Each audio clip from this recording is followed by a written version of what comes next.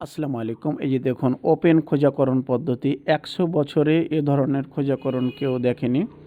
এলে অনেক আগের পদ্ধতি। তো দেখুন কিভাবে আমি করলাম এবং সিম্পল ওষুধ একেবারে আগের নিয়মের দেখুন কত সুন্দর করে কেটে দিলাম।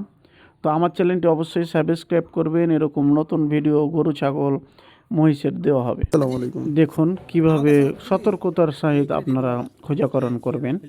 এই পদ্ধতি অনেক সহজ এবং অনেক পুরাতন, ১০০ বছর আগের ধরা যায়। তো আমি প্রায় ৫-৭ বছর থেকে এভাবে খোঁজাকরণ করে আসছি। দেখুন কিছুই হবে না, অনেক সুন্দরভাবে। দেখুন আরও একটি মানে ২টা শুকরানো থাকে, আরও একটি কাটবো এভাবেই। এবং এখানে কিছু অত জটিল কিছু ব্যবহার করা হয়নি। দেখুন সবাই হাসতেছে আমার খোঁজাকরণ দেখে, মানে এর আগে এরা এভাবে খোঁজাকরণ করতে দেখে নাই আমি যেভাবে খোঁজাকরণ করতেছি।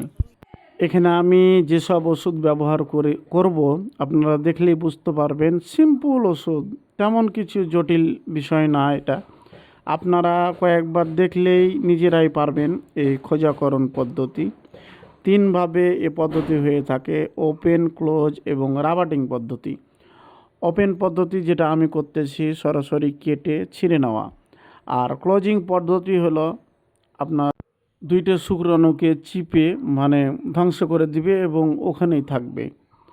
আর রাবার্টিং পদ্ধতি হলো আপনার জন্মগ্রহণের পর অন্ডকোষে ওই রাবার্ট দিয়ে দিবে। এই দেখুন আমি কি ইঞ্জেকশন ব্যবহার করতেছি। এই যে দেখুন এটি একটি অ্যান্টিবায়োটিক ইঞ্জেকশন ওর মধ্যে দিয়ে দিচ্ছে। আমি ভায়োডিন এখন ব্যবহার করি না। এভাবে অ্যান্টিবায়োটিক দেওয়ার পর এই যে দেখুন এভাবে চিপে দিলাম সুন্দরভাবে। এটি কোনো সমস্যা হয়নি। শুধু এটি না, আমার অনেক চিকিৎসা করা আছে। সিম্পল কয়েকটা জিনিস দেখুন। ওই অ্যান্টিবায়োটিক ইঞ্জেকশনখানি এখন মাংসে আমি দিয়ে দেবো এই ষাঁড়টির।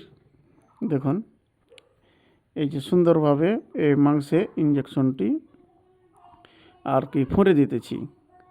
তো এই আর ষাঁড়টির আনুমানিক এই প্রায় ১০০ কেজি ওজন হবে।